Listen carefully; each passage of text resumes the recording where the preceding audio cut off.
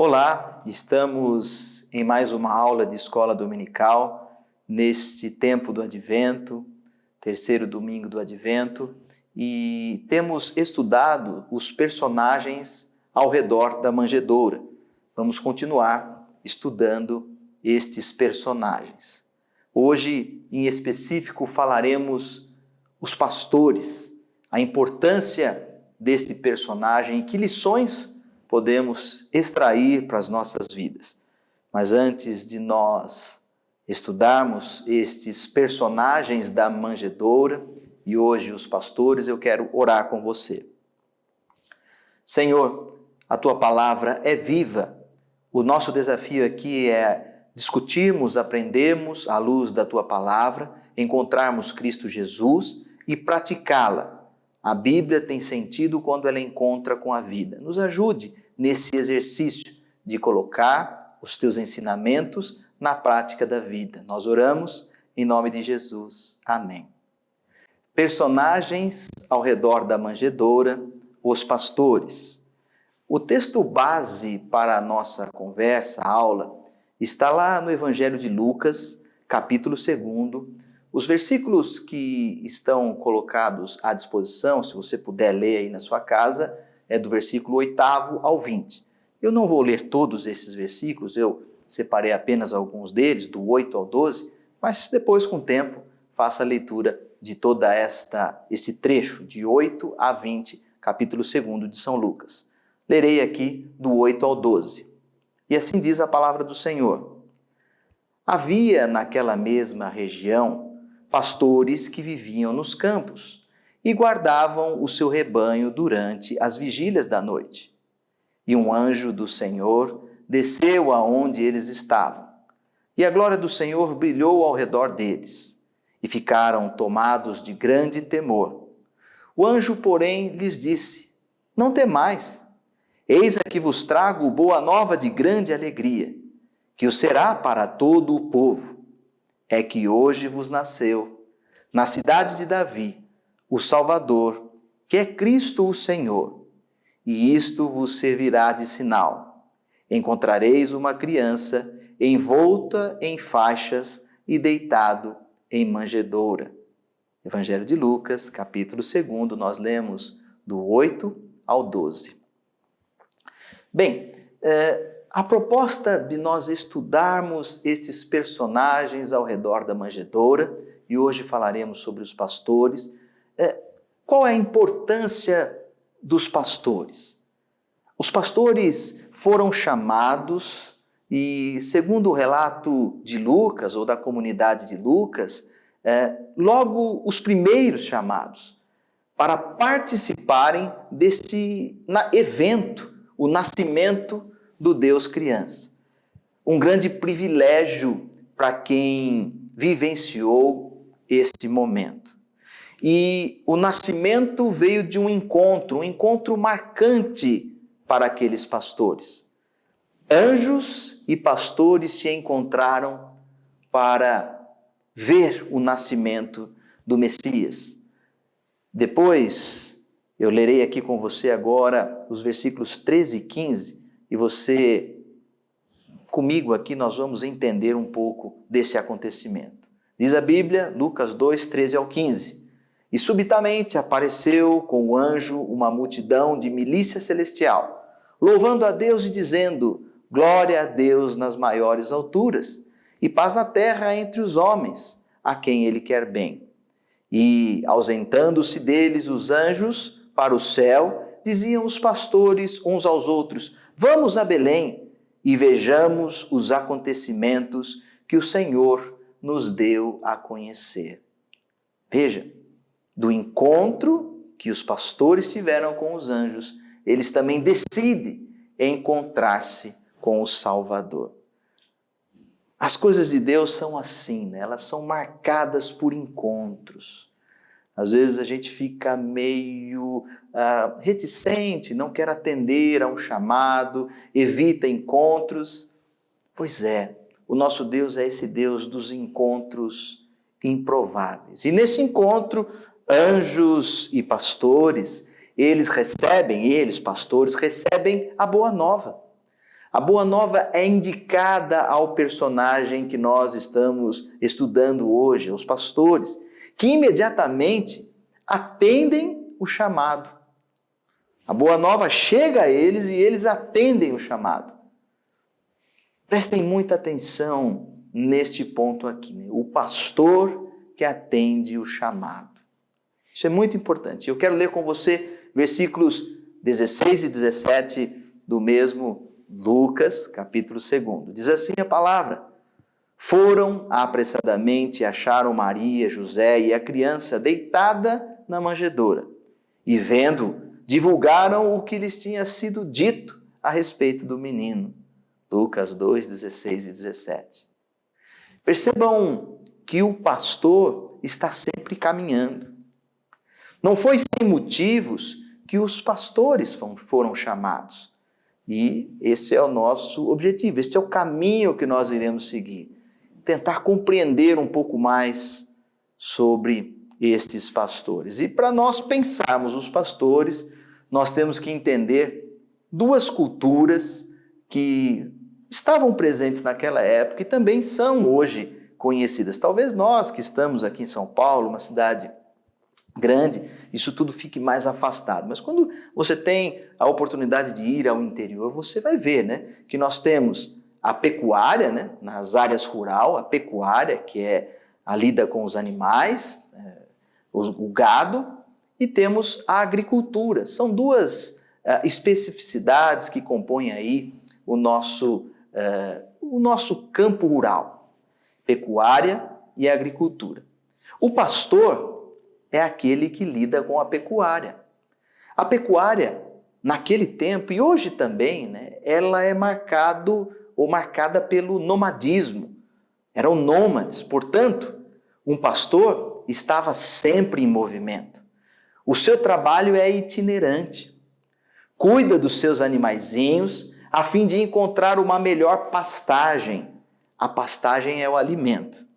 Eu que sou do interior observava isso, né? Então, o gado ele fica em determinado espaço, né? E ali ele se alimenta da vegetação, e quando ali existe um esgotamento da vegetação, eles tiram aquele gado e vão para uma outra região, até que aquele pasto, como eles dizem, ele seja recomposto. Então, com o gado você está sempre em movimento. Já o agricultor não é tanto assim. A agricultura é aquela lida da terra com a semente. Na agricultura, o sistema fundamentado para o cultivo é o do sedentarismo, é sedentária. Ou seja, é uma forma de vida na qual a habitação é fixa. Acho que aqui cabe até aquele exercício, né? Não dá para você pegar uma plantação e transportá-la para outro lugar. Já o gado não. O gado você precisa fazer isso para que ele tenha uma nova vegetação. Ele precisa estar em movimento. E a Bíblia relata essa tensão que existia entre a agricultura e a pecuária. O cultivo da terra e o cuidado com o gado. Voltemos lá no livro do Gênesis e nós temos dois personagens. Abel lidava com a pecuária, era nômade. Abel criava o gado.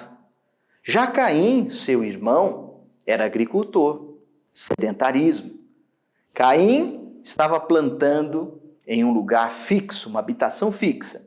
Abel tinha que movimentar o gado. Eu quero ler com vocês livro do Gênesis, capítulo 4, versículos 3 ao 5. Diz assim: aconteceu, no fim de uns tempos, trouxe Caim do fruto da terra uma oferta ao Senhor. Abel, por sua vez, trouxe das primícias do seu rebanho e da gordura deste.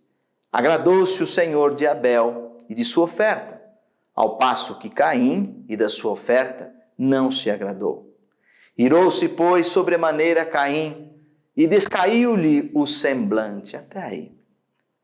Vejam, existia uma tensão, né? O Deus Yahvé, o Deus criador de todas as coisas, ele tinha uma ligação com a pecuária, muito porque as tribos de Israel estavam em movimento.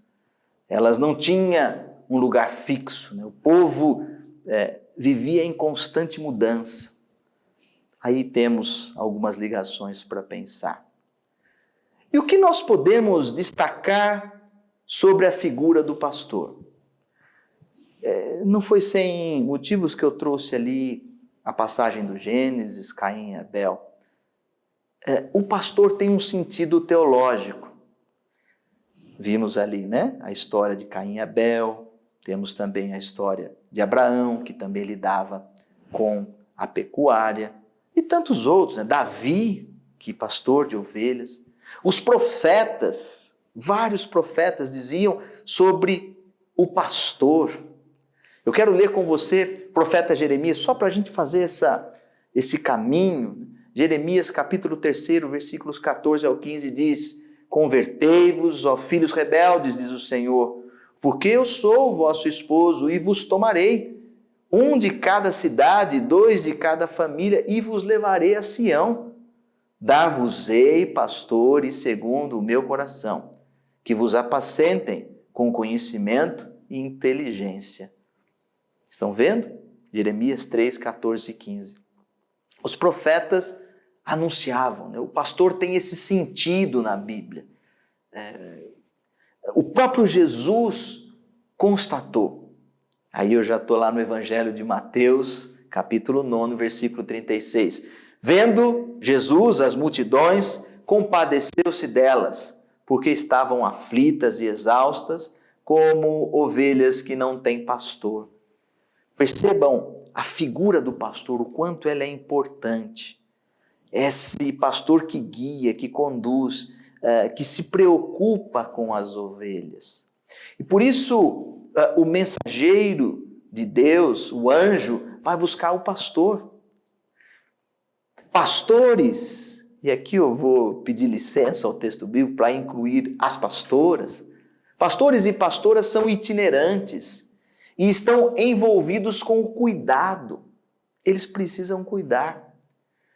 E o cuidado de um pastor, de uma pastora, é diferente do profissional ligado às questões da saúde.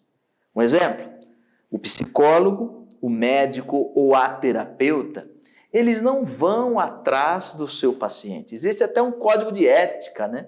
Você não vê médico entregando folder, né? Ou aqueles e-mail marketing de médico. É difícil, não é o médico que vai atrás, é o paciente que procura o médico.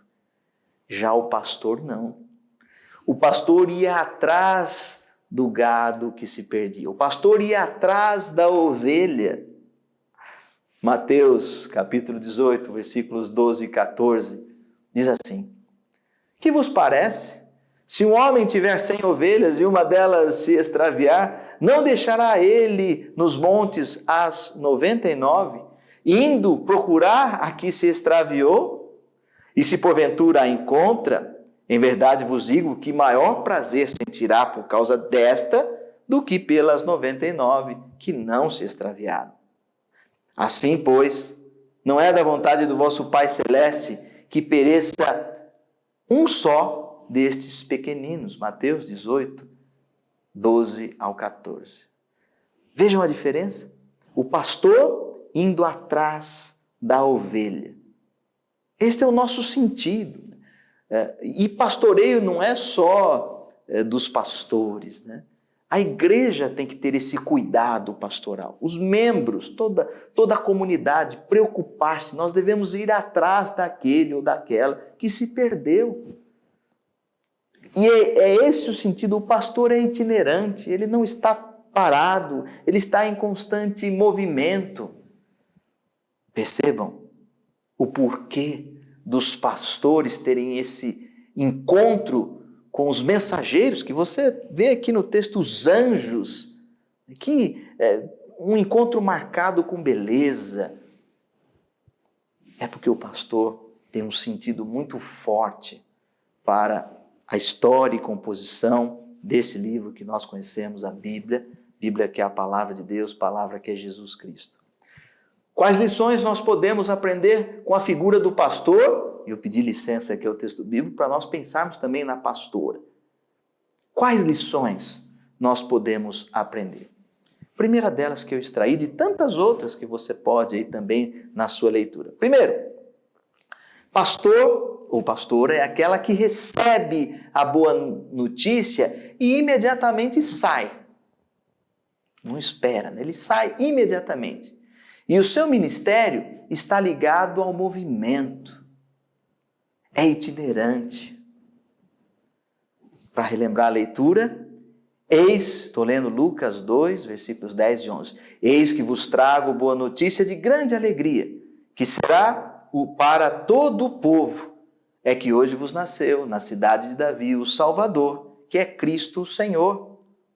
Agora vou ler Lucas 2, 15 e 16.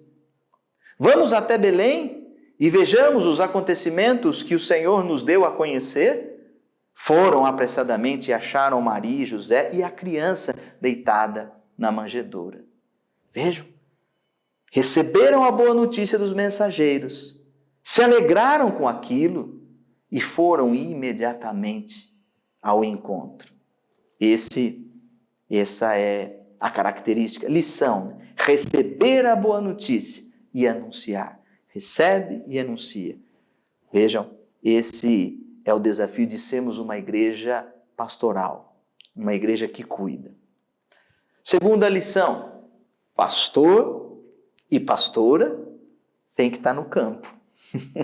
O campo é a vida, meu irmão. O campo é onde você quiser estar. Sobretudo, você deve estar aonde está o rebanho. Aonde se encontra pessoas? No seu trabalho, na escola, no ônibus, no metrô. É campo. Na família, né? Às vezes eu tomo alguns puxões de orelha da minha esposa, ela diz, Lucas, viva lá o que você anuncia na igreja aqui em casa, é isso aí, o campo, onde as pessoas estão. O versículo 8º que nós lemos, o capítulo 2 de Lucas diz, havia naquela mesma região pastores que viviam nos campos e guardavam o seu rebanho durante as vigílias da noite. Guardavam o rebanho durante as vigílias da noite. O pastor está no campo, está em meio às pessoas, está envolvido com a sociedade. Percebam o porquê desta figura ser tão importante, ter sido chamado por Deus para o nascimento do Messias, o Salvador. O pastor que trabalha, o pastor que está onde as pessoas se encontram. Outra lição, para que a aula também, a nossa conversa aqui não fique tão extensa, e última. Terceira lição, eles foram encontrar a criança, esses pastores, pois o cuidado de si e o cuidado do outro faz parte da sua essência. Eles foram para o encontro com a criança, porque cuidar é a essência de um pastor e de uma pastora. Cuida de si e cuida também do outro. E esta relação de cuidado, cuidar de si, cuidar de quem está próximo ou de quem você decide aproximar, traz sentido para a vida. Aqueles que lidavam com a pecuária, nesse cuidado eles encontravam sentido. Eu vou ler para você o último versículo do trecho que nós sugerimos, o versículo 20 do capítulo 2 de Lucas.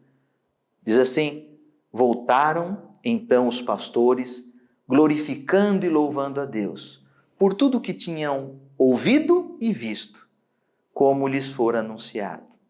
Coisa maravilhosa, né? Eles se alegravam. Cuidar de pessoas traz esse preenchimento. E eu falei todas essas coisas, mas como é bela a palavra do Senhor. As coisas não são jogadas, têm um sentido. Nós precisamos disso aqui, um tempo de leitura, reflexão, para encontrar esse sentido. Para concluir e deixar você aí pensando um pouco mais no que nós conversamos, a figura do pastor tem um sentido teológico para nós. Pastor é nômade e o seu ministério é itinerante. O sentido da sua vida está em anunciar a boa notícia.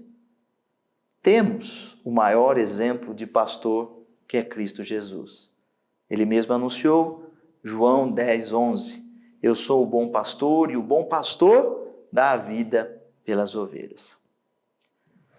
A nossa atuação pastoral, e você é um pastor, uma pastora, a nossa atuação acontece no campo, onde as pessoas estão. É ali que nós devemos cuidar do rebanho, oferecendo alimento que sustenta o ser. E nós sabemos que o nosso sustento, o nosso alimento, vem da palavra que é a boa nova, Jesus Cristo. Deus te abençoe, um bom Natal para você e para sua família.